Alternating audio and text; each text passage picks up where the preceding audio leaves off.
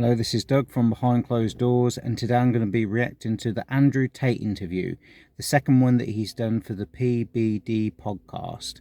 I'm not going to be going into the whole interview because it's like almost 5 hours long, but what I'm going to be doing is I'm going to be talking about some relevant key points that I think would be of major importance to understanding how to move forward with the family home versus the destruction of the family home, which we refer to as the New World Order.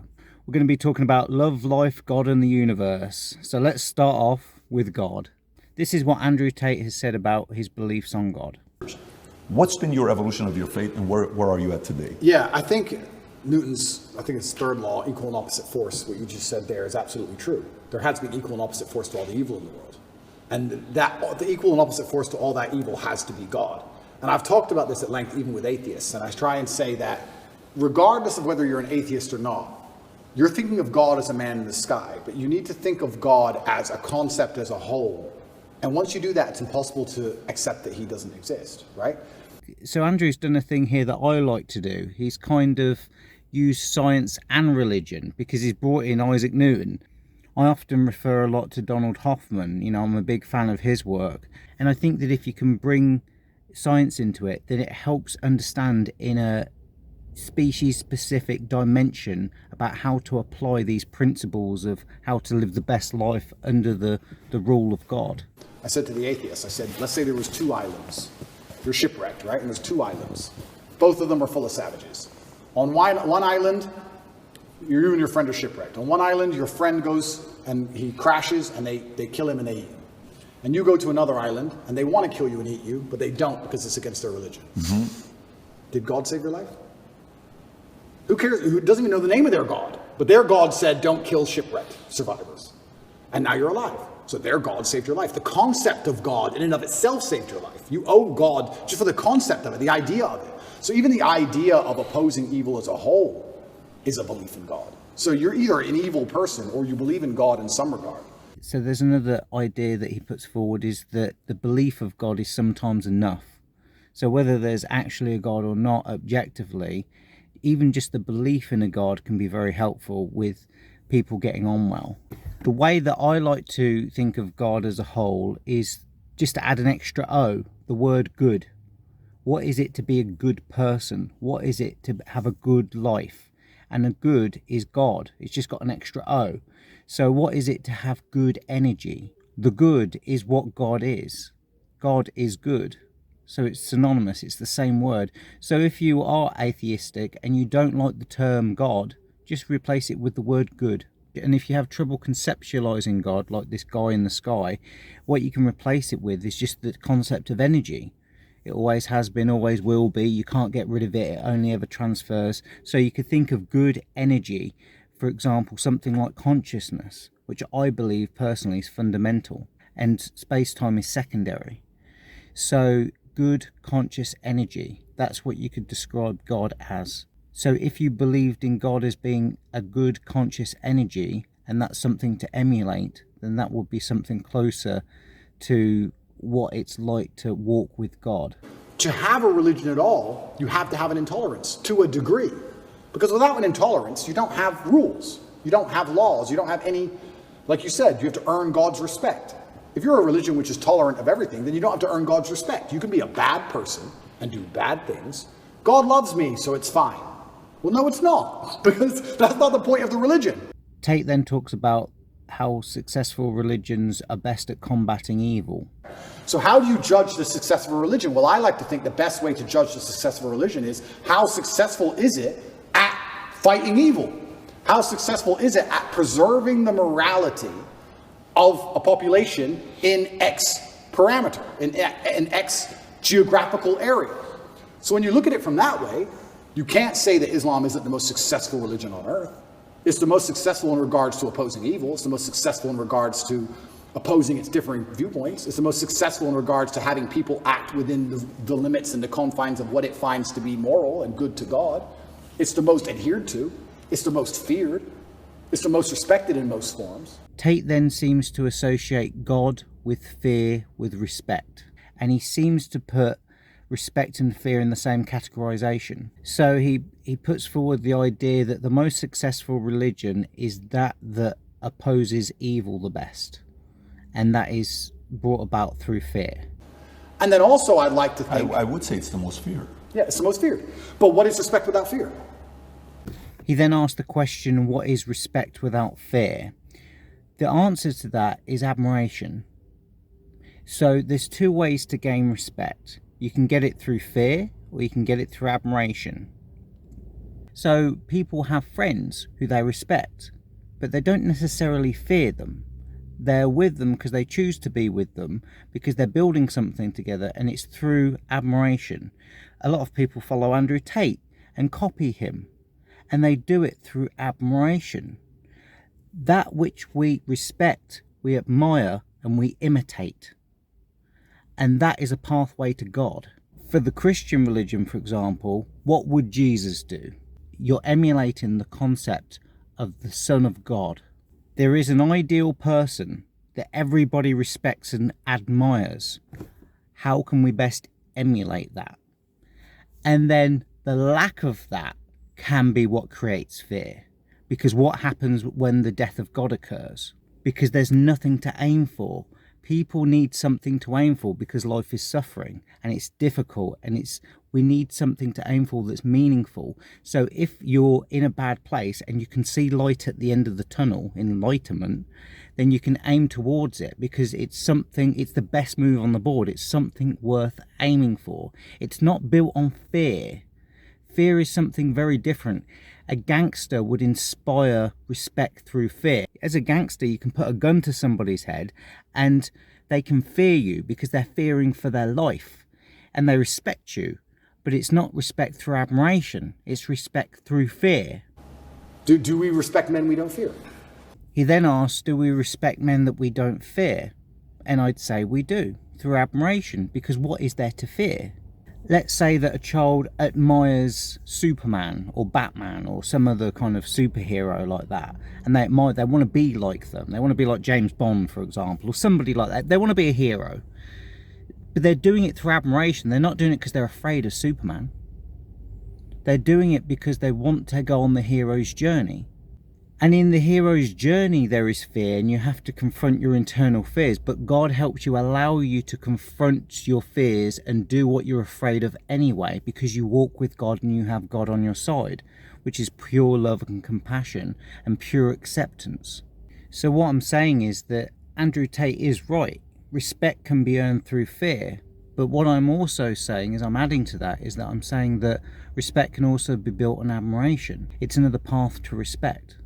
If there's a man who could do absolutely nothing to you on any level at all, you might be nice to him, sure, because we're not bad people. But would you really respect him? If you could take his chick in front of his face, set his car on fire, and he wouldn't do a thing, you wouldn't respect him. You might be nice to him because we're not bullies, but you wouldn't respect him. He's then saying about how, if you could take his chick and set his car on fire and all that kind of stuff. But that's not the kind of stuff that God would do, I don't think. So, again, respecting God is probably different to how you would respect a human being, because he's other than. Respect and fear are linked.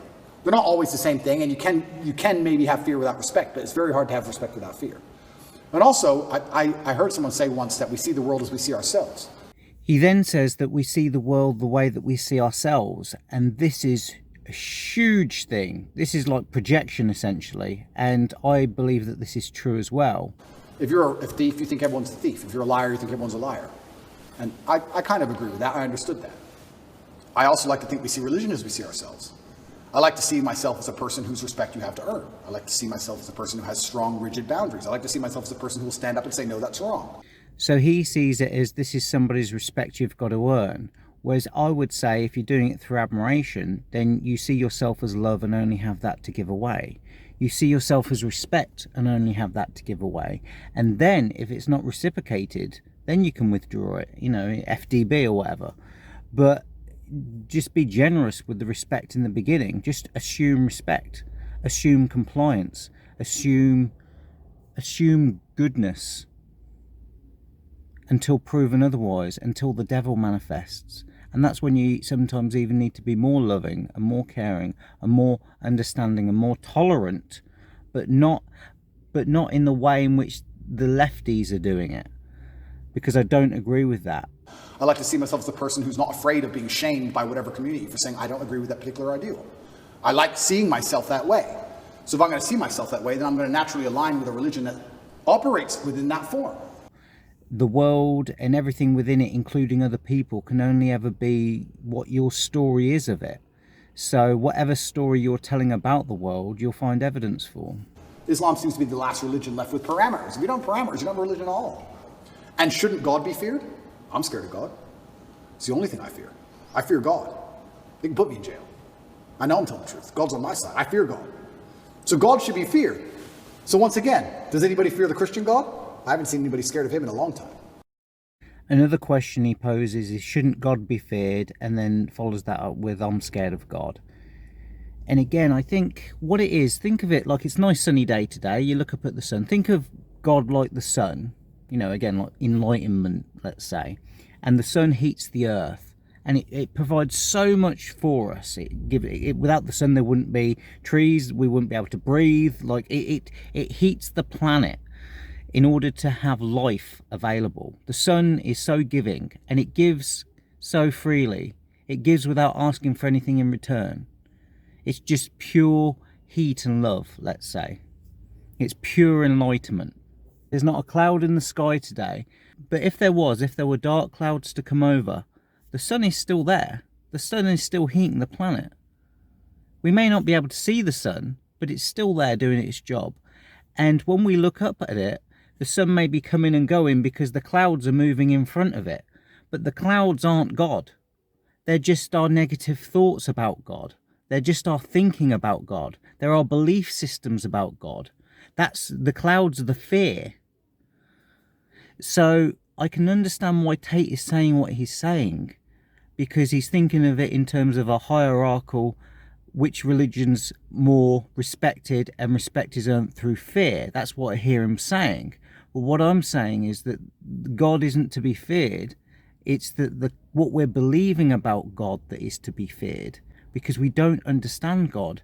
And this could be subjective. This could be somebody's own personal beliefs. Going back to what Tate said earlier, if fearing God is what makes him be the best person, then all the best to him. I'm not saying that that's the wrong thing to do. If that works for what he wants in his lifestyle and helping him achieve what he wants to achieve, and it's not impending on anyone else, and it's bringing everyone else up, that's beautiful. It's like if you're running towards something or running away from something. Some people choose to run towards God through admiration, and other people are running towards God because they're running away from the devil, and that would be through fear. So this is the way I kind of look at it. But here's the thing with fear. Fear is like the fight, flight, or stay still. Because if you're afraid, you can fight. If you're afraid, you'll run off. Or if you're afraid, you'll just stay still and just take it because you don't know what to do. So I think fear is a very animalistic, world-based survival instinct, whereas God is something beyond that. It's before that. When we're in heaven, it is love and acceptance. Is it true that you should fear God, or should you fear the devil? Or should you fear either at all, because they're both there to teach you? So I understand what Tate is saying about God, and fear is one way of finding God. But like he says that in the interview, there's many paths to God, and that's not just the way in which religions perceive God and explain God, but it's also the way in which you have a personal relationship with God. And if Andrew fearing God is what motivates him to be the best person, then I'm not saying anything about that. Good luck to him, and he's doing really well. For everyone else listening, I believe that the more options that you have, like in terms of like there's other religions, there's other ways of having a connection with God, the more options you have, you'll find a one that suits you best, that makes you the best person. So I fully respect what Andrew Tate's saying. I'm just adding to it because there's other ways of having a relationship with God. In the same way, which brings me nicely on to my next point, in the same way that there's different ways of being in prison. So he's going to talk now about his brother Tristan. So Andrew had one way of dealing with it and Tristan had another way of dealing with it. But Tristan's superpower is genuinely not caring. I can't explain the level of how much it didn't affect him. He didn't bother him at all. I didn't see him sad, nothing. He was smiling. He didn't care. You consider yourself a stoic. How much more stoic is he than you? I just think we have different roles, and I think we've evolved into them over the time, because it's not just jail, it's with everything. That's what we are with everything. If there's a business problem, I'm the one who's like, shit, we have to fix this now, shit. And Tristan's the one like, Andrew, you are so ridiculously rich, chill. Tristan sounds to be much more chilled and relaxed and abundant in his way of approaching things. Yeah, he was amazing in jail, and even afterwards, I still struggle to sleep. He sleeps fine, because I think my experience of jail was a far more stressful one. But I adopted that. Now, I'm not saying I couldn't have done what Tristan did. I could have done what Tristan did. If I were to go into jail and say, your MO is to not care, I could not care. But my MO was, how do I get out of this matrix attack? So I was the most stressed I've ever been in my life. So that's carried over. So I don't sleep. He sleeps fine, but he slept fine in jail. So why wouldn't he sleep fine now, right? He says he has about 15 coffees a day. If you're having that many coffees a day, you probably will struggle to sleep at night. But then again, also, all the pressure is on him, because he's the one that might be looking at getting charged for something. You know, all the attention's on him. I don't even know what Tristan was there. I think he mentions this in the interview. It's like, why was he there? Like, why not just take the cousin and everyone in? Why not put the whole of Romania in this prison cell? Anyone that knows Tate can go in there. Andrew is under so much stress and pressure that most people couldn't handle it. And so what you've got to do, and I think this is probably why he's like, you know, become more religious and like look to God, because when you're at the top of the tree, who are you going to turn to? So yeah, it was interesting, but I have to give him props, because it's amazing to have that level of clarity. And he said things which were absolutely and utterly true, things I already knew, but it was nice to hear. Andrew said that Tristan says things that were like he already knew was true, but it was nice to hear. And I think that's why people like Andrew Tate as well. I think that's why he's become so popular and famous, is because he has a way of articulating things. So we live currently here. We got me, my brother's personal trainers here. We got camera guys here. We got war room guys here. We got loads of guys here. When you have men around you, there's that natural masculine competition, and that's what drives you. If you're going to be the best version of yourself, even if you're a boxer training for a fight, you train with a team. You train with other boxers. You train with other boxers or other trainers. If you're on a football team, you're pushed by your team. So I don't like the idea of my life without masculine competition. That's what I'll always say to my brother. And if you met a girl one day who says, Tate, I want to have your babies, live with you, but it's kind of weird that your brother's here, what would you say to her? Yeah, a few of them have said that. I offer some degree of compromise. I'm like, look, we can have our own house separate if you really want, but I'm going to be spending a lot of time at that other house. He also talks about the family home, and his idea of this like commune, for lack of a better word, is kind of like what I always wanted. And I did kind of have it for a bit, but it didn't last, because it only takes one person to fuck everything up. He talks about compromise as well, and I believe that you have to compromise, because there's two people in a relationship. But at the same time, you can't give in, because both people have to get what they want out of it. And that's the thing that you've got. And I think this is a question for women, because they always think that the grass is greener on the other side. And that's why they're always leaving men for something else that they believe is going to be better. And it's just ask yourself the question before you do, is the grass greener on the other side? Or is it better to just communicate a little bit and to compromise and to come up with a better arrangement for how you want your life to play out, so that you still get what you want, but you just get it in a different way to how you expected, as opposed to just going from guy after guy after guy and continually not getting what you want and being disappointed and going on a downward spiral, and then end up bitter, alone, bitter old cat lady. Including nights over. I want to stay with where my brother is. So you would compromise a little bit, but he's going to be living next door or with you. 100%. And I don't think, and that may be unusual in the Western world. I don't think that's unusual in many places. I love that, by the way. Well, you talk about this all the time. Oh, you don't even know how much I love that. Yeah, I love that. To me, as a kid, that was a dream. Like, if you could, right next to each other, there's a family in our community, billionaire family. They live right next to each other. The oldest son has the biggest house, 12,000 square feet. Then the youngest son has the second biggest house, 8,000 square feet. And the parents live in a 6,000 square foot house right next to each other. Absolutely. Okay. The two boys have 4 kids. The 8 kids are always together. Absolutely. What a great environment. Absolutely. It's a dream environment. Absolutely. I can't see how a person wouldn't buy into that, the benefits of it. That whole idea of having that big family is beautiful, but it is somewhat a dream because families don't always tend to get on. And there's also benefits to the relationship, because I think you have a better relationship with your woman if she can go and talk with other women and be with women and I'm with guys, and then you're together sometimes and you can split it out. I think it's better for everybody. This whole idea of just man, woman, boom, child bang, I understand where it's come from. I'm not saying it's all typically bad, but I do think that in those scenarios, there's a lot of men who are particularly miserable, particularly men, especially. And the idea of a clan and having that team around you, I love that. I wouldn't live any other way. I love living that way. Because when women talk about having children and having a family, they have it like man, wife, children, house, dog, picket fence. They've got a very standardized view of what their happy ever after is. And a lot of women are very agreeable. So they don't know why they're thinking what they're thinking. They're just agreeing and going with what other people are saying and doing. They don't question things in the same way that men do sometimes. Because men tend to be more disagreeable. And being more disagreeable is what allows them to be competitive, and having a competitive advantage is what is more likely to get you higher status, and women are attracted to higher status. So it's not, again, this is all isn't a bad thing. This is just that men and women are different and they have different ways of going about things. And this is one of the reasons why he says he'll always live with his brother. And I can understand that completely. You know, I think that women want the family home, but they want it in their way. They want to be in control of it and they want their vision fulfilled. But a lot of them can't stick to their own vision because women initiate between 75 and 90% of divorces. So they really want to get married and they really want to get divorced. Women struggle, and again, this isn't like a demeaning or derogatory thing to say, but they struggle to stay loyal.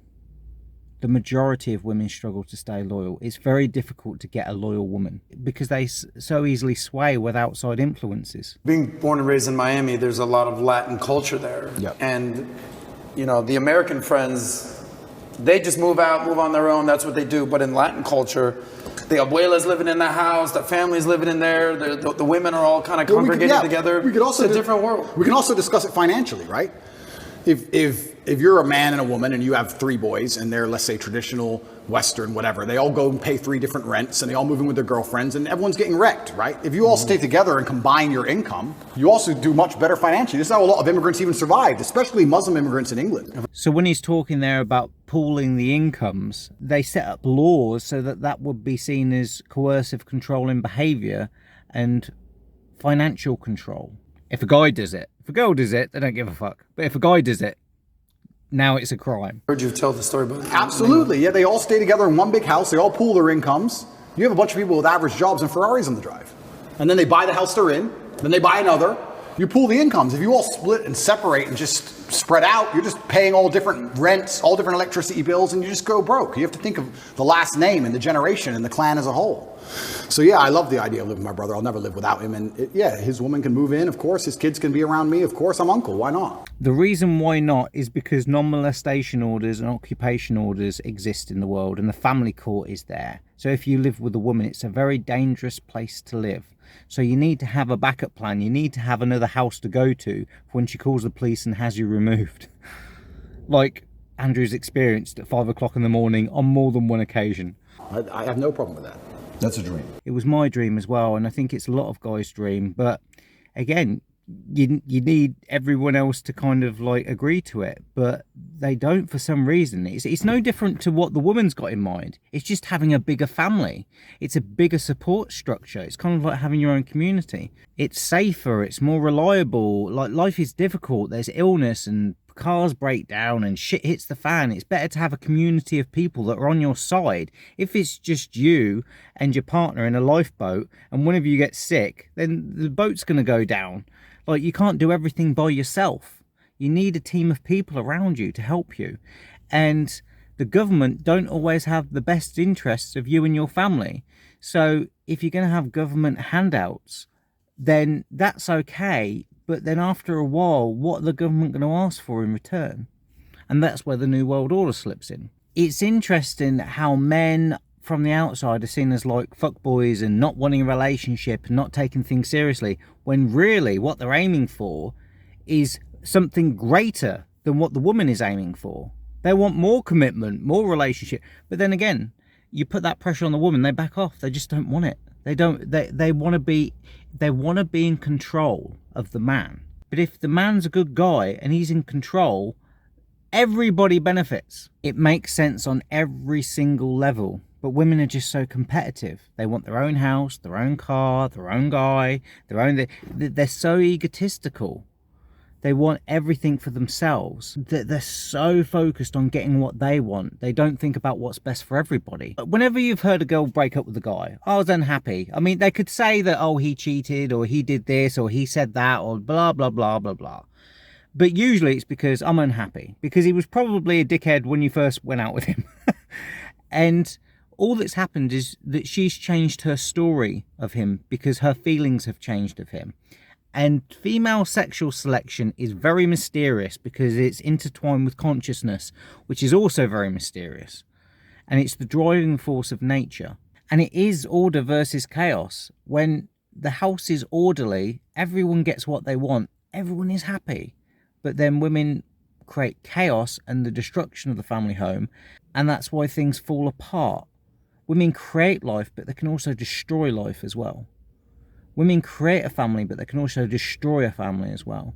Because it only takes them to say, no, fuck this shit. I want more for me. I don't care what the kid wants. I want an abortion. I don't care that I said that I'd stay with him for better or worse. I want a divorce. I'm not happy. It's so self-centered. It's so selfish. And I think there's such a competitive... I think they're more competitive than men. I think there's such a competitive nature in them. They'd rather... Because they can't raise their status a lot of the time. Therefore, they have to bring other people down in order to feel better than them. It's kind of like... I've heard Tate say this before. Is like, hate only comes from below. And women end up hating you when they break up with you. And they disrespect you. They go from respecting you to disrespecting you. And they hate you. Because they can't use you for what they want. It's all very sad. So it's a great idea and it's something to aim for, but good luck with it. Because it only takes one girl to go to the police and say, oh, he did something to me, and your life's fucking over and your whole family's destroyed. In the same way you look at Johnny Depp, he had a good relationship with all his exes, and like Kate Moss even came and defended him in court and all this kind of stuff. And again, a lot of men, you wouldn't get that because they end up very bitter and resentful. And so you can have a group full of people and it's all a positive, fun, like collaborative environment. And you only need one person in there to go, yeah, but I'm not happy. And just throw a grenade in there and it just destroys everything. Reputation destruction.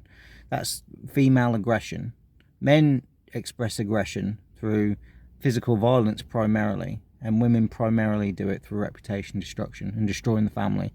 And so what's happened is that the government are supporting that and they're encouraging that and they're protecting that for women to destroy the family home, to turn the women against the men and destroy the family home.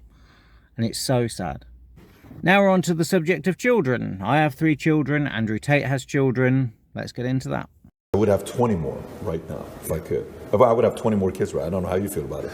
I'd have 20 more kids right now if I could. Absolutely love children. There's nothing bad about having children. The only thing I wish I did is start earlier. It's the only thing I wish I did was start well, listen, right now, I don't know if you know, if you need some inspiration, there's this guy named Al Pacino. I saw that. Who had a kid at 82 and his girl was 29 years old, and De Niro had it at 79. Wow. Well, yes, I wish I'd have had more children. The more, the merrier. But sometimes you have to live to your means. And again, if you've not got a stable family home and the whole thing's being destroyed, then it's not safe to have more children, because sometimes the person that you're having children with isn't safe to be around children. But most families don't wake up and go, I want my children to act a certain way for the legacy, for the family name as a whole. I'm instilling standards upon them because of the last name. My entire life I've had standards instilled upon me. My entire life. Your last name's Tate, you can't do that. Your last name's Tate, you're not allowed to do that. Your last name's Tate, hit him back. I've been like that my whole life. I think because Tate's had such a disciplined father, that's why his God needs to be disciplined. That seems to be how Tate functions best. And now we've removed all standards from everybody. This is why you get school shooters. These school shooters should be too embarrassed to even embarrass their fathers. They should wake up and go, I would never do this to my family. I agree with him, but I think it's even deeper than that. I think it's a case of, it shouldn't even be entering your mind in the first place. There should never be a time where you think going and shooting a load of children in a school is the best thing to do in this situation. Where does that come from? That's something so much more dark and deeper than just wanting to please your family. And I'll also, this is definitely going to get me canceled, but I'm going to say it because it's true. I'll say it by extension for suicide. I don't care what you do to me. I'm Andrew Tate. I cannot kill myself. I can't. I'm not allowed. It's against the creed of my last name. I didn't have ancestors who suffered how they suffered, who went through what they went through, for me to be born to kill myself. That's not the end of my story. I refuse. I absolutely refuse. No matter how bad it gets or what bad situation I'm in, I refuse to do it because I have too much respect for my last name. I won't do it. He says that, and yet at the same time, he says that he wouldn't be able to walk away from a fight that he obviously couldn't win in order to defend his family. So that's essentially, it's not killing himself, but it's in the situation where it's not going to end well, because we're not all John Wick. And no matter how good you are, if you've got a gang of people on you, then you're pretty much fucked. So it's very interesting to listen to his ideas on beliefs about sacrifice and how that's akin to suicide. And I think that a lot of things, a lot of men's mental health, a lot of crises can actually just come back to the old adages of honor. And you can fix a lot of it. Your girl left you, you miss her. I get it. We've all been heartbroken. She's with a new guy. You're upset. She doesn't care. You care. I get all of it. But there has to be a point where you get to a level of pride and you just go, that's not who I am. I lost her. That's life. I actually did another video on this topic because I think that's a really important topic, because I think men tend to go off the rails because they're so heartbroken after a girl leaves them. And I'll put in the link description, I'll put a bit here to show that I did a video reaction to Andrew Tate talking about heartbreak and how he reacts to it and how other guys react to it, and I put my penny's worth in. And I agree with him that you've just got to get on with it. And the thing is that you've got to, but the way that I choose to get on with it isn't through fear, it's through admiration, because it's the same relationship that I have with God. So I admire myself more. I'm not sort of like working from a place of deficiency where I need to improve myself even more because she left. She might have been wrong, because women can be wrong. You just got to get on with it. And the best way is to where do you find the strength when you're in these difficult situations? I always find the strength from my last name. I'm Andrew Tate. So I just have to do it. I'm in a Romanian jail cell. I wake up, there's cockroaches in my bed. They're all over my face. What am I going to do, cry? Am I bitch out?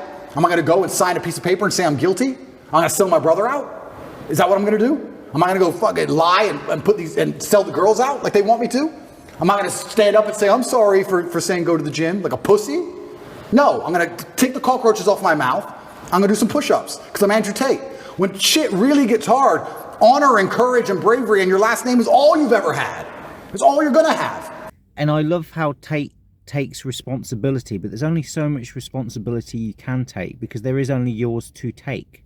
So you've got your business, you've got her business, and you've got God's business. They're three different businesses. So he's saying that he finds strength from his last name, but a lot of people would say they find the strength from God. And I would think that he would also say that as well, and the two are kind of synonymous at being above him in the hierarchy. And it used to be like that in the olden days. That's why no one did this dumb shit. They were just too embarrassed to even do it. And this is why you're saying, how do we fix the country? Absolutely all of it comes down to the fact that, especially with men, none of them are bestowed with the things that the masculine essence needs to be a good man. You need pride, you need honor. And I agree with him 100%. You've got to own it. No matter what you're doing, just own it. Just have self-respect. I hate the fact that they've taken all these words like Me Too and pride, because now you can't even use it in a sentence. But you've got to be proud to be who you are. But you've got to be proud to stand as the man that you are, especially if you've done nothing wrong and you've been falsely accused. You need a healthy level of ego. You need all of these things. We're taking it all from boys, and what are we giving them instead? Video games, porn, weed. And what do you expect of these people? What do you expect of these shit versions of men besides trash output? You're going to get garbage all across the spectrum. Either they're going to do nothing or they're going to do something bad. They're certainly not going to do anything good when they don't try for anything in their lives. How are they going to do something good? Honor, bravery, and courage, and his last name is all you've had. Again, I think, because he's newly religious, I think give him another 10 years in the old religion, and a lot of this may dissipate. Because there's something much more stronger underneath that. So far, like I said, I just want to reiterate that I agree with everything that Andrew said. I'm not disagreeing. I'm saying, yeah, there is that way, but you can also do this way as well. There's more than one ways to cook an egg. And I just want to be helpful in this video, offering alternative ways of getting to the same outcome. You know, you could say 2 + 2 is 4, or you could say 8 - 4 is 4. So it depends how you want to do it. You still get to 4, but now you have different options of getting to 4. It's like having different tools so that you can complete different tasks. Society's changed, standards have changed. Completely. So how do you fix that? So if that is the biggest problem you're selling, number one, here's a problem. Let me sell you why this is the problem. Okay, the people are like, you're right, I'm buying it. Give us a solution. What's the solution? Yeah, I think the solution comes back down to family values, and that's a very difficult question to answer because it's across the entire spectrum, right? I do feel like it's almost a race to the bottom for men and women now in the modern society. I don't think women are being very good women. I don't think men are being very good men. And I think both of that is accelerating against each other, and it's a race to the bottom. How do you fix that? It's difficult. It's hard. And I still think one of the easiest ways to do that is God. I agree with him 100% on the fact that it's a race to the bottom for men and women. It's so terrible now what's happened and what's occurred. And I put it down to the New World Order and feminism and the destruction of the family home. I think if you bring back some degree of morality and some degree of standard to both sexes, I think things will start to get better. And I agree with him with the idea that God is a way of restoring the family home and making sure that men and women work with each other collaboratively and beautifully in order to kind of achieve the best outcomes and kind of like aspire to something greater than themselves, as opposed to trying to get status through knocking the other sex down. I don't think that's a good way of going about things. The whole idea of picking a guy and staying with him for better or worse is a beautiful concept. The same with a guy with a girl. Pick somebody that is appropriate for you and stay with them for better and worse, but they can't do it. Men can do it quite easily. They'll happily be in a relationship being unhappy. They'll happily be unhappy and sad and miserable and still continue in the relationship and be committed. They'll even have affairs and still stay committed. But if a woman tends to have an affair, it tends to destroy the relationship, which is why it's worse if women cheat. Women going from dick to dick to dick to dick, it's not good for the woman. And it's not good for the guys, and it's not good for anybody. It's not good for STDs, it's not good for the family home, it's not good for children, it's not good for the government. But the New World Order doesn't care about the government. Feminism has been installed as software to destroy the family home because they couldn't tax the housewife. They had a problem. They couldn't tax half the population, so they had to send the women out to work. So that now when she goes to work in school as a dinner lady, we can tax her for doing those dishes. And also, she can't be looking after her children, so they have to go to a daycare. Somebody else has to look after them and raise them and indoctrinate them, and we can tax those as well. And they've convinced women that there's too many people on the planet and you shouldn't be reproducing. You should just be going out and having a career with a company, and that's better than having a family. And it's not true. The opposite is true. The most fulfilling thing you'll probably ever do in your life is have a family that love you unconditionally. They're trying to convince women not to stay with men that they love and have babies and have families. They're trying to get them to go from guy to guy, destroy the family home, and then just go to work and find joy in serving a company. Because there's too many people on the planet, when really the opposite is true. There's not enough people on the planet. Because there are a lot of people on the planet, but they're all over 40.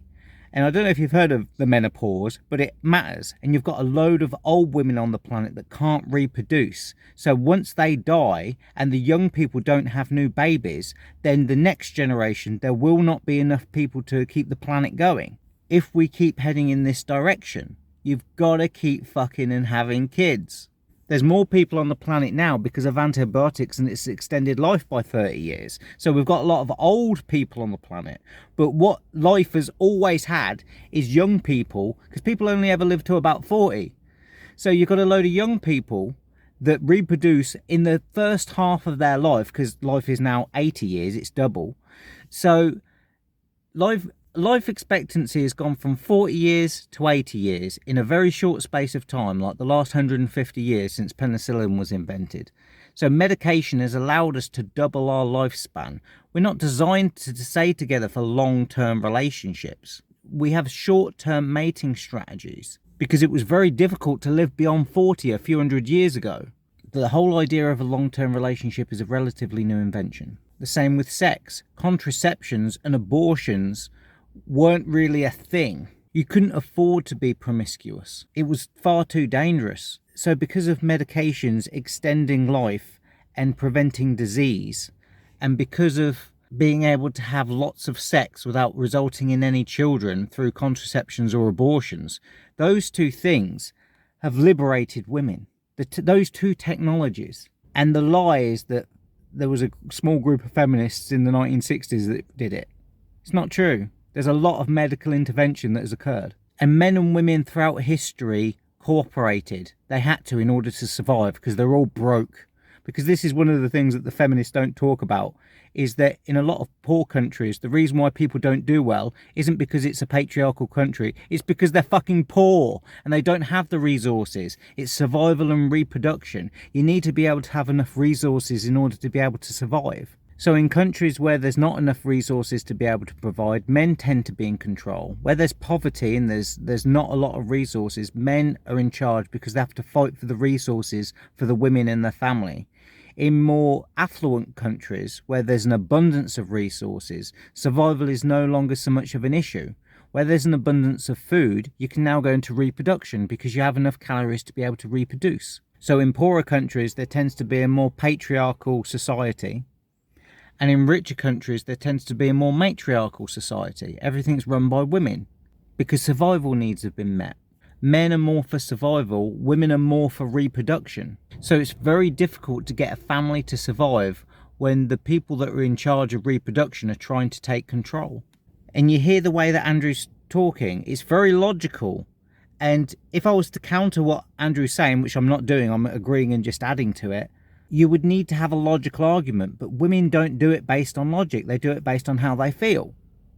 So it's feelings versus logic. And if you want people to survive and a family to continue and be prosperous, you need to have logic at the base of it. And then emotions come on top of that. I can tell you right now, they talk about why does men not want to get married anymore. Men don't want to get married anymore.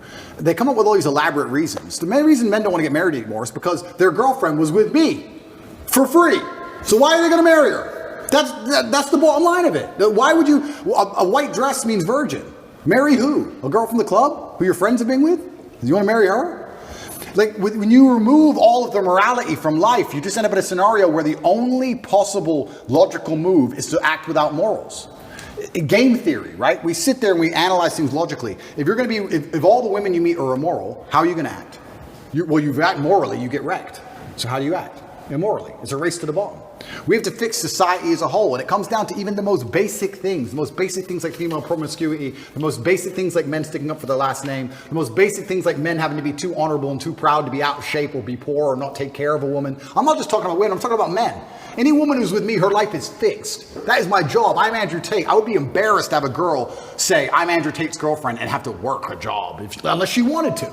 It's interesting how Andrew says that he'd be embarrassed to have a girlfriend that works a job and all that kind of stuff because he made his first million. Him and his brother made their first million through webcam, through getting women to work for them and getting them to pay the money. I mean that's what he's bragged about for years. So I don't understand how that works. And he would even say that I couldn't sleep because we were just making so much money. I'd have to get up in the night and, back on the webcam. And so they'd be working all hours. And I don't disagree with this. I think this is, fair play to them. If both want to do that, that's fine. But she's making the money because she's been the face of your brand. So I don't understand.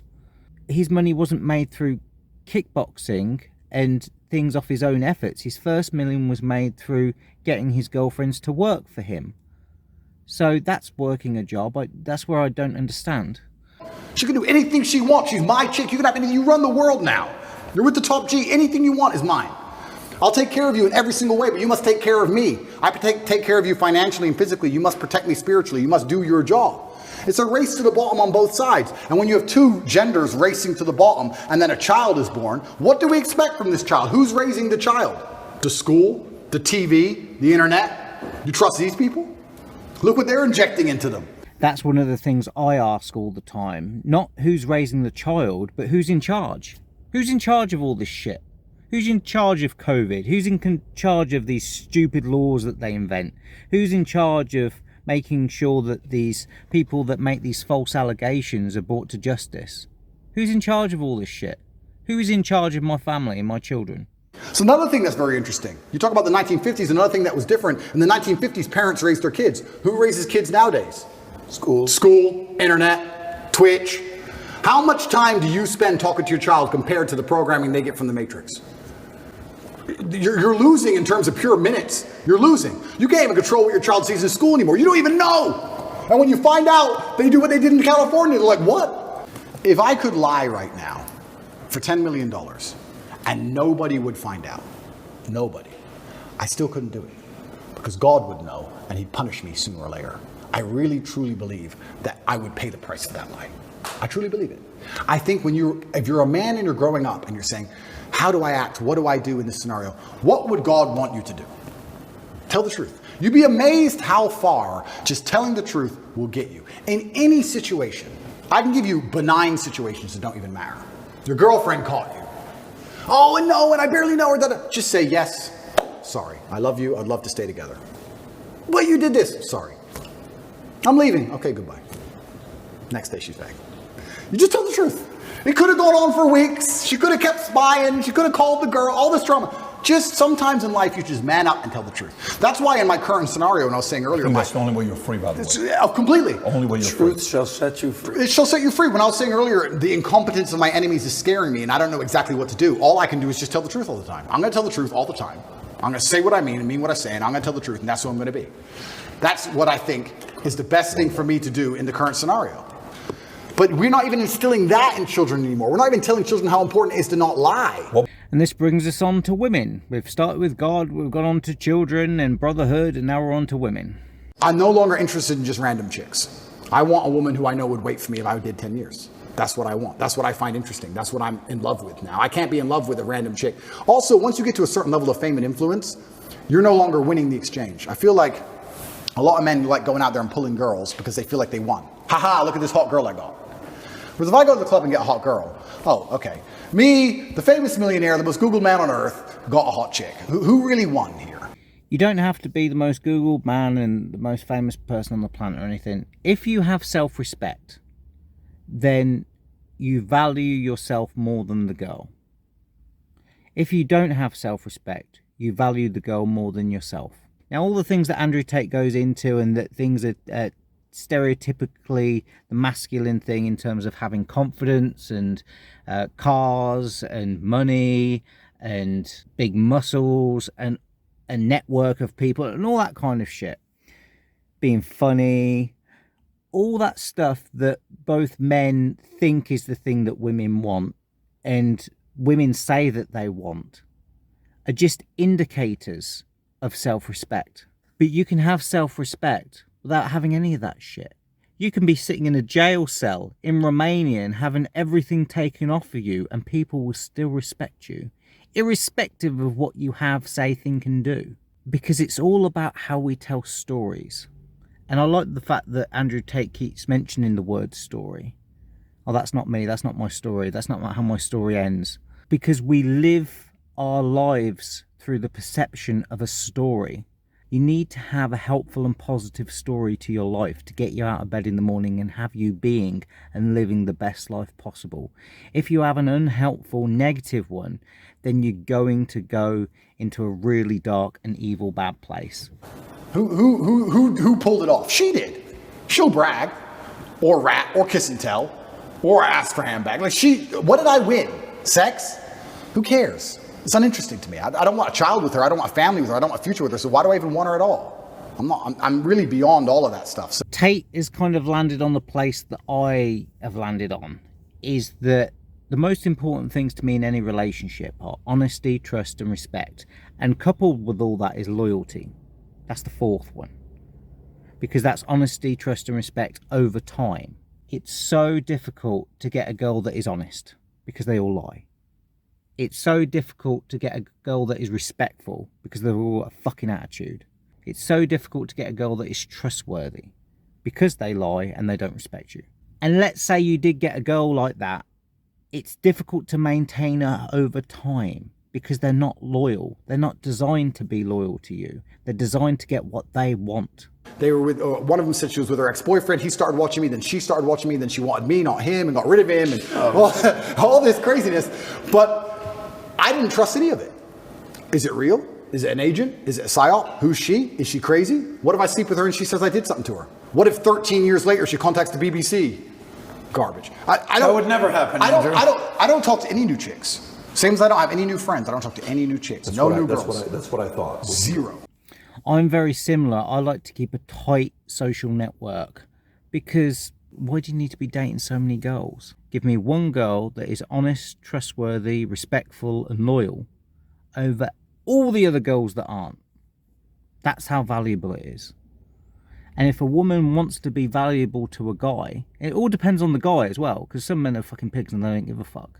But to a guy that respects himself, let's say, that is worthy of respect, and you shouldn't be fucking a man that you're not respecting. Women are a depreciating liability. Women do two things. They depreciate over time, and they're a liability over time. So in terms of any type of investment, even if you're an average guy, let alone if you're Andrew Tate, why would you invest into a woman? I don't think women think about this because they're so solipsistic and self-centered. They don't think about what they offer because they're so concerned about how they feel and how much they fancy the guy. They're so busy chasing their own desires that they don't think about what is desirable for a man. So let me ask you, the idea of going through a lot of girls when you're younger, do you think a man needs to go through that, or do you think that is a form of a weakness that holds you, that you're a slave to it? I think men need to go through girls when they're younger, but I also think they need the guidance of an older man. And for those of you that want to do that, I am here. I will help you. Watch the videos on this channel. I will teach you what to screen for. I will teach you how to avoid the traps. I will help you with my experience. Because you've got to protect yourself as a man. Because you don't want these false charges and end up in jail. You don't want to be seen as somebody that you're not. You want to have a good life. You want to have a good family. You want to have a peaceful existence. A loving, caring, nurturing, structured existence. And if some girl's arsey with you, she can destroy your life like that. And all your family's life like that. Because that's the way the system's set up. It's so sexist. And everyone talks about racism and political parties and countries going to war.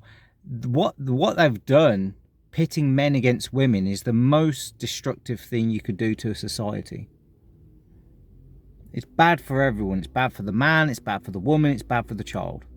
You need education and you need experience, and you can't have one without the other, because you derive education from experience. And it informs you of what you need to do next.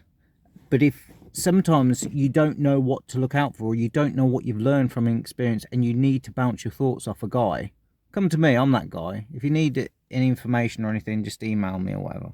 You need experience, and experience is exceptionally important. Also, as a man, especially when you're young, you're gonna get your heart broken a bunch of times. Some bigger, older, richer dude's gonna take that chick, and you need to get used to that pain. Yeah, it's kind of like a rite of passage. In the same way that a girl starts having periods as a way of passage into being a woman, into being an adult, men need to have their heart broken as their way of passage in order to become a man. And to still be positive and not give up and continue for the best and look for the best in people and yourself, in spite of all the pain and the heartbreak and the false accusations. So you need to get through it. So I do think it's a necessary part of being a man, but you don't want to be led by it. There has to become a point where you go, you know what, I'm versed enough And also, another thing I would like to say is the reason you need to but date lots of women when you're younger, so you have choices. Define the two. Yeah. Which is more important, date or sleep, in your eyes?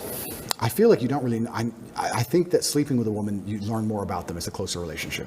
So I'd say probably sleep with X amount, not crazy amounts. I agree as well. I think you need to sleep with a few women. Not, it doesn't have to be a huge amount of women, but it just has to be enough women in order to be able to understand the palette of colours that there are available, so that you can know what you want and craft your own image of what your woman will be like. That's a beautiful artistic way of saying it. There are some men that sleep with hundreds of women because it's like they treat it like a sport or a game. I don't like the idea of the game. I say that the only winning move is not to play the game.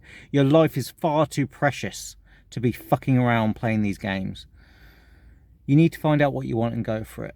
And that's your game. Play your game, but don't play the game. The game is what society wants for you, what your school wants for you, what your mates are going to think about you that aren't really your mates and that would take your girl in an instant. That's the game. Don't play that game. Pretending to be somebody that you're not. Be who you are. That's your game. And be the best version of who you are. But I would say that, okay, let me give an example.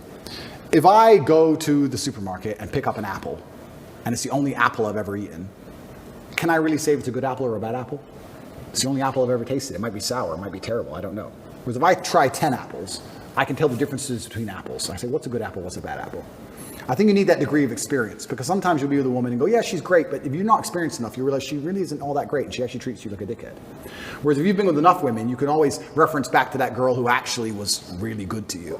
And you'll probably mess it up because you're young and you're dumb. We've all done it. All of us have that girl we had who was perfect when we were young, and we all ruined it because we're stupid. Most women want to be in control of a relationship. And the way that they do that is through whining, bitching, moaning, complaining, making men afraid that they're going to lose the girl. Again, this is why the men respect the women, because and the wife, because they're afraid of her. They're afraid that she's going to leave. They're eliciting respect through fear. Just because you won't mess it up still doesn't guarantee that she won't leave. Because again, you can only be the best version of yourself, but she has free choice. And this is the issue. No matter how good you are, women will always think that they can get better, even when they're fucking wrong. In the modern world, I don't think things were as bad when I was younger. I think women were more pure when I was younger. Even when I was 20, it's only 16 short years. I think women were actually a lot purer before OnlyFans, before Instagram. The sexual marketplace wasn't globalized. Yeah. When I was 20, if there was a hot girl in the small town, she was the hot girl in the small town. Now, if she's the hot girl in the small town, she's also in Dubai and Courchevel. And the whole world's globalized. The competition's globalized. Everything's changed. I didn't have a particularly hard time. The reason I say heartbreak is because 80% of the emails I get from men are about heartbreak. I think that most men, especially young men in the world today, are getting their hearts broken. And when you're saying who are they leaving for, they're leaving for the millionaire who hits them up on Instagram. It's hard. Is that what happened to you? That's not what happened to me. No. Okay. But I'm talking about the emails I get. You're a guy, you're in Nebraska, to high school sweetheart, she's a 10, everything's fine. She's in Courchevel with a millionaire. I mean, I think in the modern world you need experience and you need choices and you need options. But if you live by the sword, you die by the sword. If you're going to be the guy who's also out there in the club and sleeping with lots of girls, talking to lots of girls, there's going to be times you lose a girl that you don't want to lose. You can't be a coward about it. You live by the sword, you die by the sword. There's up and down. There's rain and sunshine. You have to be that man who's going to go through it all. And then when you've been through enough of it, like I have, like I said, if I find a beautiful girl now who's a 10 and deletes and doesn't want Instagram, that's worth more to me than 1,000 stupid girls. Respect. Yeah, that's who I want. Yeah. I agree with Andrew with the loyalty, but like I said earlier about with antibiotics and the life extensions and the life expectancy, I don't think women are evolutionary designed to stay with a guy that is not in their proximity for 5 years. I have so many tests and criteria for women and they've got no fucking clue. So it's not just my current situation that makes me say this. I would say this to any man. If your woman wouldn't wait for you if you went to jail for 5 years, why are you with her? Why? If she wouldn't wait, I know she's hot, I know she's funny, I know she makes you laugh, but if you can't sit in that jail cell with 100% certainty that she's not out with her friends, them in her ear, talking shit, watching Sex and the City, whatever it is, and her ending up with some other guy, why are you even buying her dinner? For what, sex? Like, that loyalty to me is the only thing left that's valuable. This idea that Andrew uses of, well, if a woman wouldn't wait for you for 5 years while you're in jail, why you're with her. I agree completely. But it's nice to think that your woman would wait for you, but unless you have been to jail for 5 years and she has waited and you can know for sure that she has, then you'll never really know if that's true or not. When me and Tristan were in jail, we were sitting there saying we have it so much better than most guys. Because most guys in jail, imagine you're a normal person, you go to jail. Who's feeding your family? Who's paying the rent? Who's feeding your kids? I said, Tristan, we're in jail and we're suffering, but everybody we love is good. I'm a man, I'm supposed to suffer. I'll sit here with the cockroaches. If that means all my kids eat, everyone I care about eats, my mother's fed, my mother has a house, roof over her head, everybody has everything they want. Only person suffering is me. I'll take that all day. Most men who go to jail can't say that. You see, it's interesting to ask why governments do this, because by destroying the man, by destroying the good men, let's say, it's destroying society. Because all that's left is the bad men, because you've locked all the good men up. Another thing that gave me absolute peace of mind is the women who love me are waiting for me. Imagine you go to jail and you're completely heads over heels in love with a woman, but you know deep in your heart that she's out in the club and she's stealable. We talk about thoughts you can't get out of your head in jail. It's amazing how when you lose all access to electronics, how thoughts are amplified. Let's say you put a guy in a jail cell and he is traumatized by all this stuff. And he complains about it and resists it and suffers terribly from it. And then you put a Buddhist monk in a jail cell. He'll thank you for the isolation. It's a gift. It's all about having a mind at home with itself. If you're believing good things about the world and you're being optimistic and you're telling yourself good, helpful thoughts, then you'll feel all right. If you're living in this jail cell and it's hell, then the physical jail cell will be amplified. It will be intoxicating. If you've not got any physical pains and you've got peace of mind and you're not believing unhelpful thoughts, because that's all we're doing is we're believing unhelpful stories and thoughts. And when he said about earlier about hypnotists, hypnotists say things and then you believe different things about the world. They use spells in the same way that witches use spells when they destroy your reputation. And we use the word spelling. I think that it's intertwined there. I think that when people say things that aren't true, it casts spells on the world. And do you want to be casting spells that are in alignment with God or with the devil? Most of us sitting here, you've never been without a phone or without a laptop or without a computer for 93 days. You'd be amazed how loud you can think. You'd be amazed how vivid your mind is. I learned that. If you had the nagging thought in your head, I loved her, she cheated on me before, maybe she cheated again, she hasn't written me in 3 days, and then plus jail. That's why they're all crying. That's why all the men in there were sobbing. Their wives are either fucking someone else or the bills ain't paid. It's not just his situation, it's everything else. So the thoughts that he's got stuck in his head that he can't get out, there's nothing wrong with those thoughts. You can't deny and repress those thoughts because they're there. The more you deny their existence, the more they'll fight for it. It's more about believing the thoughts. If I had the thought, I'm a green alien from outer space, it's ridiculous because I'm not. I don't believe that I am. But if I thought my girl's cheating on me and I believed it, it was more believable. Am I believing the thought? Now I'm giving it power. So it's which thoughts are you going to give power to? Because you could be right or wrong. You could be sitting in a jail cell thinking, my children are being massacred at the moment, and you would be petrified.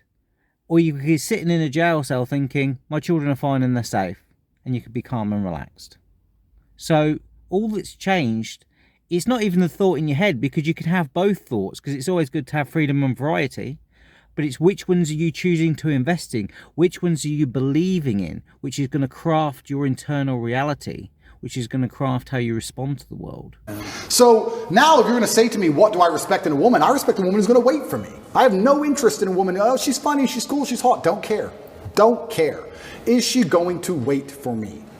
And I also know, because of my experience, which ones would and which ones wouldn't. I'm not stupid. Because they'll all say they would. They'll all say they'll wait because they're on the jet. But I know which ones are lying.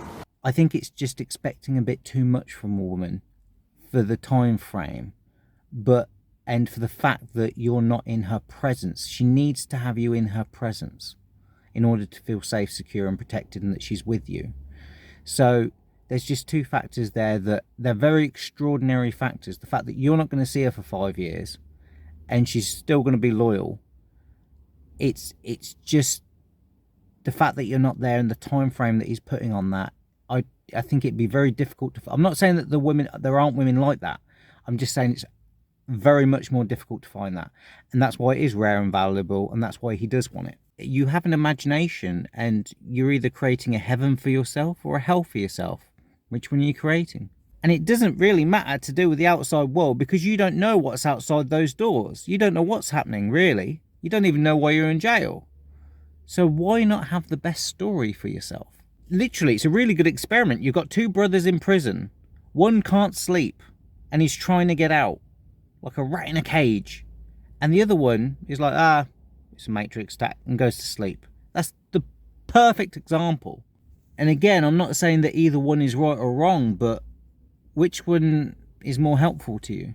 It's good to have the options. It's good to have a variety of thoughts. My children could be doing well, or they could not be doing well. My girl could be not cheating on me and be loyal, or she could not be loyal. People are only ever what you believe them to be. We never actually meet anyone. We only ever meet our story of people. That's all we ever can do. But at that stage, it's God's business. And you've got to allow God to do whatever it is he's going to do. And I do agree with Andrew 100%. But again, I'd just like to add to it. There's no point in having a loyal girl which is a complete dickhead. You need to have a girl that isn't a dickhead. You need to get a girl that demonstrates honesty, trust and respect. And then the loyalty is over time. The loyalty is secondary to the fact that she's a good person. If you're a man who has their heart broken, a lot of them are so stupid that they may revert to the mindset that you've said. They may say, I don't want to have my heart broken again, but they haven't sat there and said, why did this happen? You have to know the why to prevent it from happening. You have to analyze the scenario and learn from it. One thing I'll say about women that's fantastic, one of the best things women are best at is they're a fantastic mirror. Women are a reflection. If you have any weakness inside of you, or if you have any downfalls as a person, a woman's going to show you who they are. If you're too emotional, if you're too easy to get angry, she'll teach you that. She'll teach you that you can get angry too fast. Piss her off. If your dick's small, she'll tell you. She'll tell you exactly what is wrong with you when she is mad. She'll sit there and say, you got a short leg and your haircut's shit. Get a new haircut. I hate your ugly ass. They'll tell you exactly what is wrong with you. The pickup artist used to say this, that the girl is your mirror. I don't buy that at all. This is something where I don't agree with the pickup artists. I don't actually agree with Tate. I believe that the girl's story of you is not who you are. That's why they can be wrong. That's why there can be false accusations. Because their story of you is not who you are. Their story of you has got nothing to do with you. It's not even any of your business, really, until it interferes with you. I don't believe that a girl is your mirror. I believe that your peace of mind and your own self-conscience is your mirror. You know if you lied or not. You know if you're a good person or not. You know if you did right or wrong or not. They could fucking say anything. The girl is not your mirror. They're usually fucking wrong. If a girl gets angry and tells me that my haircut's wrong, then she's just being shallow and superfluous. I don't give a fuck about... Even that, Tate knows this. He even did a little video a little while back going, oh, I've got a little hair out of place. They're not things worth caring about. In the grand scheme of things, if you've got a hair out of place, or if your haircut's not the way that she would like it to be, it's not a deal breaker. It shouldn't be the end of the relationship shit. I do agree that there are lessons to learn from a breakup. I absolutely 100% agree with that. But your lessons are different to probably the reasons as to why she left you. I'd say the same is true when you're getting together. I love me, and I know why I love me. I've got no fucking clue why she loves me. That's her business. In the same way I've got no fucking clue when she leaves me. That's her business. It's got nothing to do with me. And this is the big thing. I think that men, it would really help them if they took this perspective. Don't worry about what she's thinking about. Don't care about what she says and what she thinks about. Only look at what she does. Listen to what she says and take it as a draft, as an indicator, but don't trust it. Look at what she does and compare the two, and that will tell you who she is. The behaviour will inform you. The experience with her behaviour is what's going to inform you and the story that you tell yourself. It's all in your domain. That is responsibility to me. The fact that some girl's pissed off and unhappy and now she's spurting out a load of things that she thinks is going to upset you isn't really helpful feedback for me. When you look at your bad or your previous relationships with women that went wrong, you can sit there and go, okay, this all went wrong. What has she taught me? She taught me that I'm emotionally affectable. She taught me that if she ignores me, she gets more attention than if she's nice to me. She taught me, you have to sit there and analyze all the lessons and you have to implement them. Again, I agree with him, but you have to analyze your own false assumptions. You have to recalibrate your own story of what reality is. It's not just true the same with the girl, it's the same with true with friendships or parents or children or reality in general. Like, you've got to build and create a world that you enjoy living in so you can enjoy your day. It's the same with absolutely everything. But women are a fantastic mirror. A lot of these guys who resort to that are men who don't have the self-reflection to sit and say, okay, why did this happen? As a man, you have to be accountable for absolutely everything. Every single thing that happens is your fault. I didn't go to jail because of Romania. When I was in jail, it was my fault. And this is another thing that Tate does, is that he puts responsibility and accountability associated with blame. And I don't think that blame is a helpful way of looking at things. Even though I don't believe it was just, even though I do not believe it was fair, even though I know I am innocent, it is my fault because I didn't have to become so influential. I did it.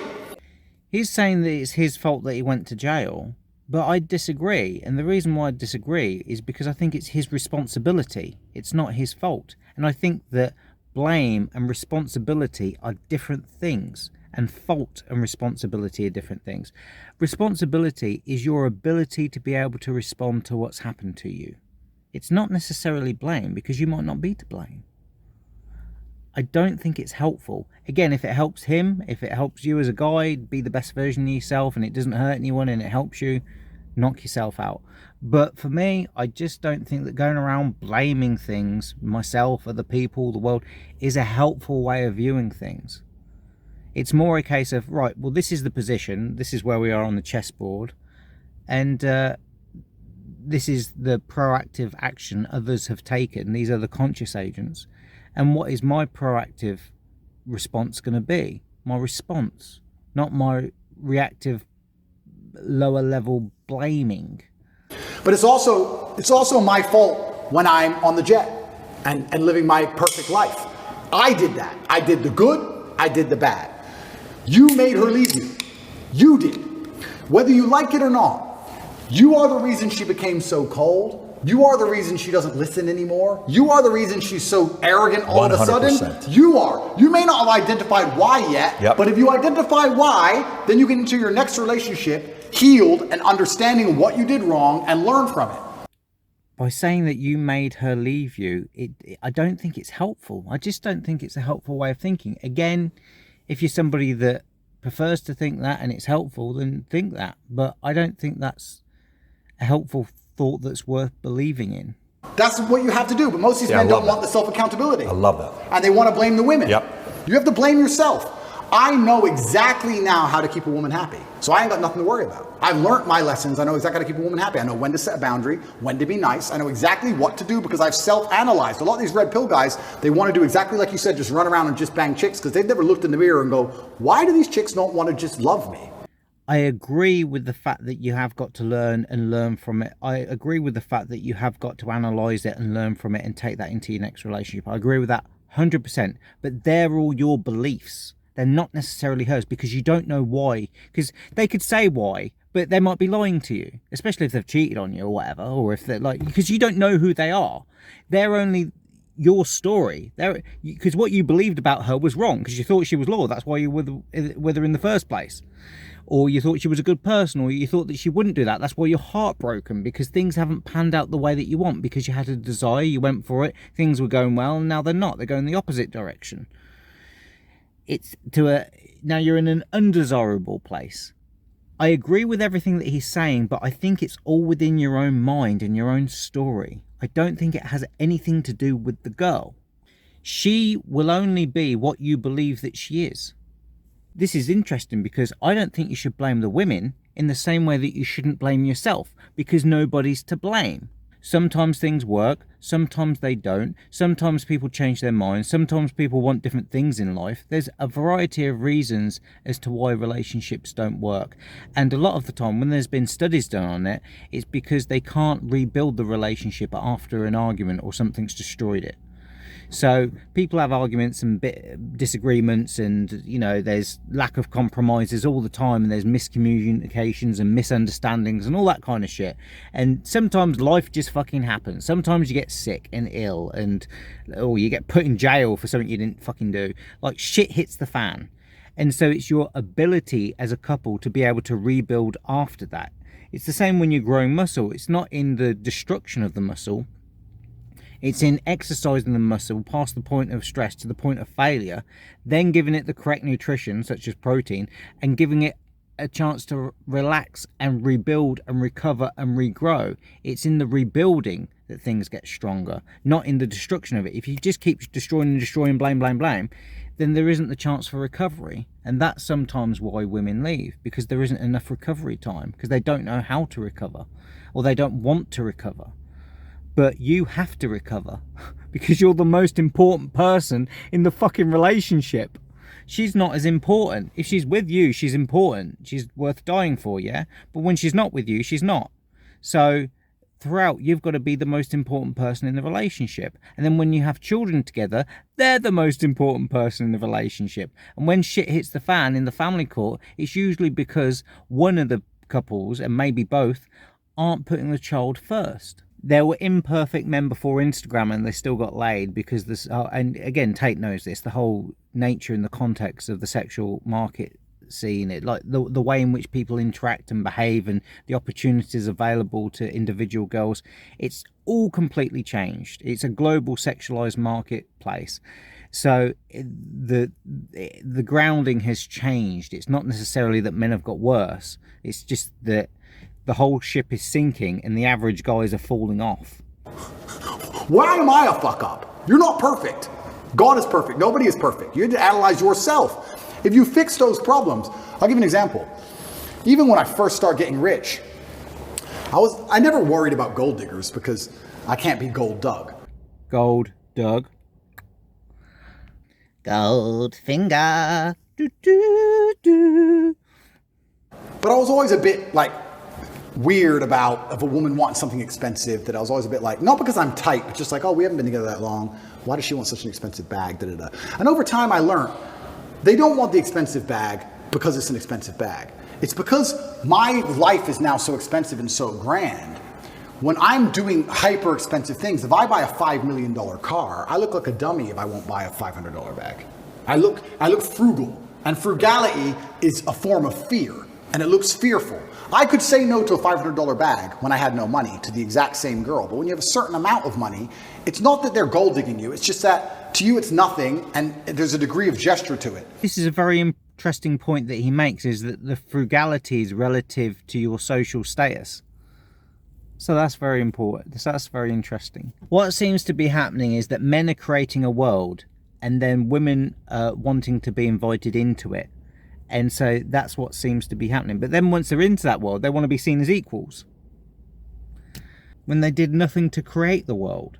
Again, this is an interesting point, because Andrew may be right, but in terms of the way that I frame things, is that I don't care about what women are thinking about. I don't care if that works better on women. Oh, women are more easily manipulated if they've got this perception of you. Well, if they're that easy manipulated, I don't want an easy manipulatable woman. And I also learned over time that the best way to get new beautiful women is for them to see your ex and how well she was treated. They love that shit. They love it. When they see all your ex, because women will do that. Women stalk me. When I had Instagram, they'd stalk me. And they'd see the lifestyle my girl lived. And as soon as I was single, they were like, hey, woo, they want to turn. So I was like, I actually get a larger ROI just being Mr. Nice. Cool. I want a girl that thinks for herself and makes her own decisions, so that when she's with you, for however long she can afford to be loyal with you, whether that's because your market value has decreased or hers is, she's got better opportunities, or whatever it is, for the time that a girl is, everything has a beginning, a middle, and an end. And for the time from the beginning to the end, I want her to love me. And then when she leaves me, and they usually hang about for a few more months, but when she leaves me, she no longer loves me. That's fine. because she loved me in the time that she was with me.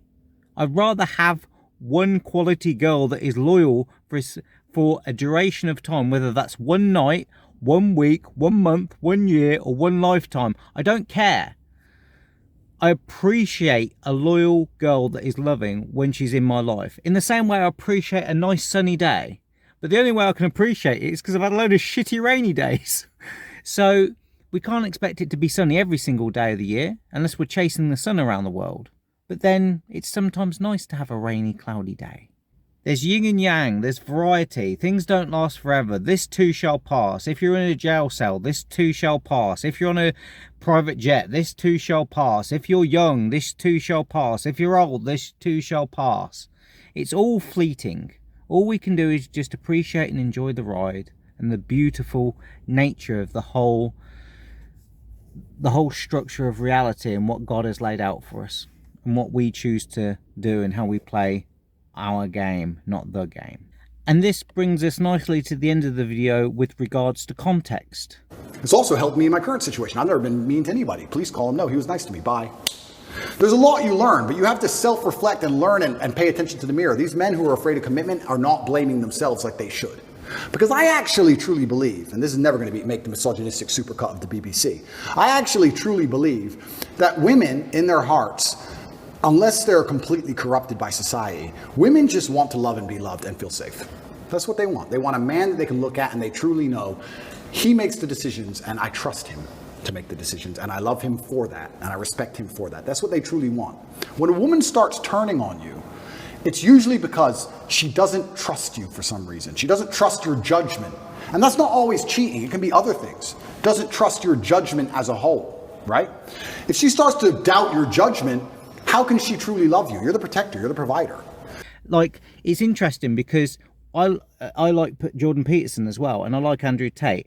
And the bit where they overlap, I agree with them both about 90%, I'd say. And the bit where they overlap is on the family issue. Because Peterson's going for the traditional kind of like, you know, do this with the family, marry a girl, settle down, and she'll, you know, be a good guy. And they're both saying accountability. But you have also got to make room in the relationship. And this is, I'd say, for Jordan Peterson and Andrew Tate, where I don't agree with them. Because they're saying take full accountability, full responsibility. It's all on you. Whereas I don't think it is. It's a hierarchy. There's God. He's above you. Whether you want to have a Christian God or Muslim God, whatever. God is above you. The woman has agency. She can leave you at any time if she wishes for whatever reason. She doesn't have to tell you. And you don't have to, it doesn't have to be, you don't have to have done anything wrong in order for her to think that she can get a better deal elsewhere. Or that she just wants to be a dickhead or a slut. So you've got to allow for God and God's plan. And you've got to allow for the woman and what her plan, what she wants to do. You're not responsible for God and your woman. So if a woman's gone cold on you, you have to sit there and go, okay, she doesn't trust my judgment. Feedback. She doesn't trust my judgment. Yep. What have I done that made her doubt me? Did I get my 6th booster injection like a dummy? No wonder she doesn't want dick. Because I keep injecting myself with poison because I'm an idiot. It's not her fault. It's your fault. Every single time a woman leaves you as a man, it is your fault. Always. Even if a richer, more successful, more alpha man stole her from you, it's still your fault because you need to be like him. It's always 100% your fault. You don't have power over God and your woman. Whether it's God or a woman, they give themselves over to you as a gift. God gives you life as a gift. The woman gives you her body as a gift. Her soul as a gift. Who she is as a gift. Her energy as a gift. And then God giveth, God taketh. The woman giveth, the woman taketh. There's a beginning, a middle, and an end, and that was the gift. There's nothing wrong with that. That is the time. It's like when people say that, oh, they died too young. They were born, they lived, they died. That was their life. They didn't die too young. They died when it was their time to die. That was their story. And the thing to do, I think, is to respect everyone's story, even if you don't agree with it. And to bring all this to the close, what is the solution to all these problems? What is the solution to the New World Order taking over and destroying the family home using feminism and COVID and transgenderism and all these other shit that they throw at you? What is the solution to all of this? To all this fake news? To all these false allegations? See what Tate's got to say. So once again, like nearly any problem on earth, whether it's pedophilia, whether it's school shooting, whether it's men's mental health, whether it's women's mental health, whether it's female promiscuity, no matter what it is, whether it's crime, no matter what it is, how do you fix the problem? By building men of caliber, by building men of capability and status and honor and dignity, and by building men of ability to be good standing citizens who are respected by their peers. All of it comes back to improving men. All of it.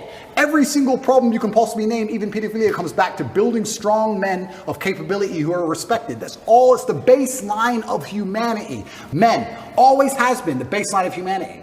And that's why nearly every problem we can name, whether it's pedophilia, whether it's anything else, school shooting, whatever, all of them are in a direct negative correlation with masculinity. As masculinity plummets, all this garbage is going up through the roof. Is that a coincidence? Absolutely not, really not. It's you can literally see it with a graph, and you can see it happening. Saving the way men think and operate, growing a new generation of men who understand they have duty to themselves, their last name, and God, literally saves the world. All of it. And I couldn't agree more with his solution. If we build better men, we will have better communities, we will have better families, we will have less problems. On the political spectrum, on the right tends to be more conservative, and that's more masculine. And on the left is the more liberal and the more feminine. That's a simplistic way of kind of conceptualizing it. And it's like Peterson says, like, it's difficult to know when the left go too far, because the whole thing sways. And so when you're centre and the whole thing sways, you now appear to be far right, when really the left has just gone too far, like a seesaw. And the way to rebalance that is by saying no. It's by putting those boundaries down. Say, no, I'm not going to accept that. Here's one thing you can do. If men decide to just not date a single mother, and nobody dated a single mother, that would solve a hell of a lot of problems. Because then the girl will think, oh, I'll just go off and get another guy. But then they realise that they can't. So then they have to make it work with the person that they had a child with, the person that they laid down with. They have to face their responsibility and their decision making. And I'm telling you, the reason this Hollywood garbage happens is because outside of Hollywood, none of them people are mildly impressive in any regard. And that's why they have to do the disgusting, heinous things they do. And that's why they're going to attack me and pretend I'm a fucking predator, and that I'm the bad guy, and that I'm dangerous to women. I was a magician for many years, and it's all misdirection. It's misdirection and it's scapegoating on Tate. He's being used as a scapegoat. Look at over here while we cover up this over here. It's different strokes for different folks. And really, when you look into it, misdirection is actually redirection of attention. And you've got to be very careful about what you're paying attention to. Whether you're in a jail cell and you're having thoughts coming into your head and you're thinking and believing certain things that may or may not be true, it's very important to see what you're paying attention to, because that which pays attention, that observer, is who you are beyond your story. You are the one that observes. You are the one that creates your own reality. That is the spark of divinity within inside of you. That is your godliness. When truly, people like Philip Schofield are the ones who are doing it, but they're part of the club. And that's what actually upsets me, truthfully. I'm a difficult man to affect. And I understand that I'm in the middle of a war here, and I understand that one way or another, with God on my side, I will win. But it is extremely frustrating to have people who commit X crime with impunity accuse you of X crime. That's a very uniquely annoying scenario. I had that with the mother of my children. She was hurting the children, so then she could get the evidence to then say that I was hurting them when I wasn't. And the whole system believes her because she's a woman, and a woman would never hurt a child, especially a mother.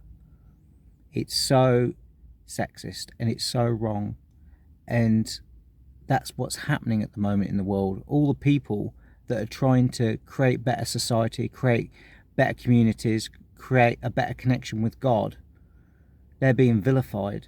And all the people that are being degenerates, we're holding up as our champions and something to aspire to. It's disgusting.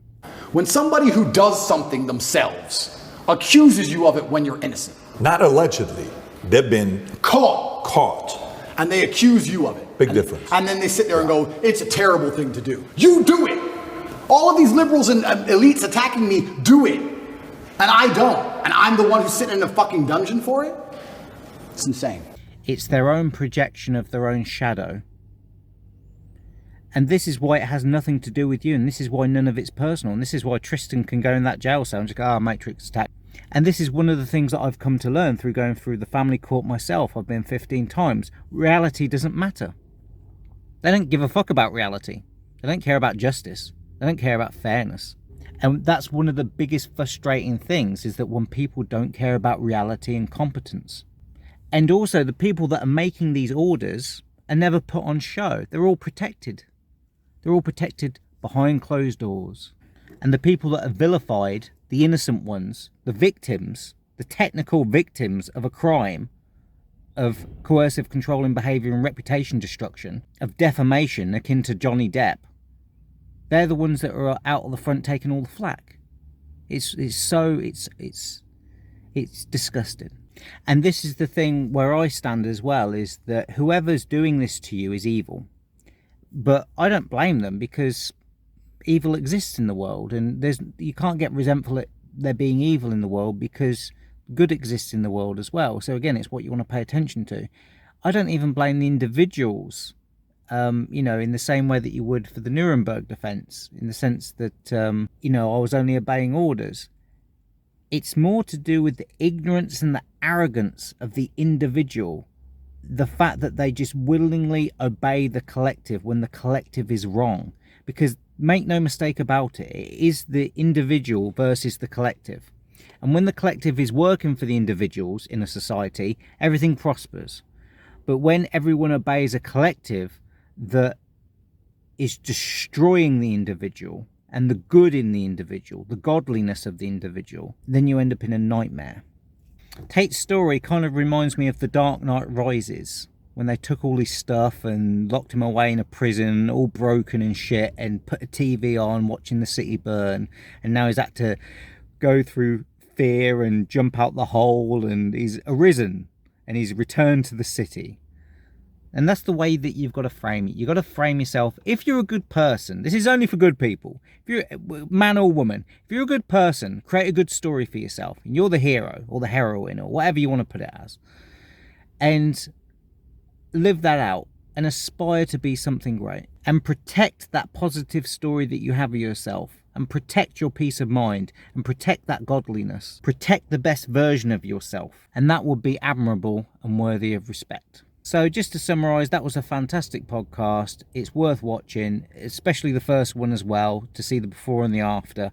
And on this channel Behind Closed Doors, since the beginning, if you look back on all the videos and all the community posts, I've always backed the Tate brothers, because I think they're good guys. They're trying to do the right thing. I think they're great inspirational leaders for young men. And I think it's terrible what the society and the government and the Matrix or the system or what the New World Order, whatever you want to refer to it as, I think it's terrible what they're doing to them. And hopefully it all backfires. We'll have to see how they try and recover from the mess they've made, and if the few people who have done this, and it's a small group, are ever going to be held responsible. And if the country of Romania is mature enough, they will understand that it's a very small group of people who have made a very big mess. Hello, my name is Doug, and I've created a video tutorial called What to Message a Girl for Online Dating Success. The reason why I've created this product is to help those men out there who are dating online but are not getting the replies or getting the dates that they desire.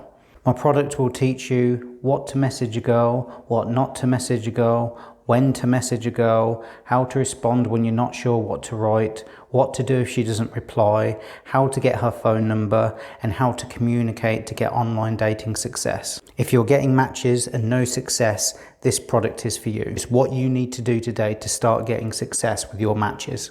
I'll also be talking about other issues such as how to spot red flags, identify time wasters, to stay out the friend zone, how to deal with ghosting, simmering and icing.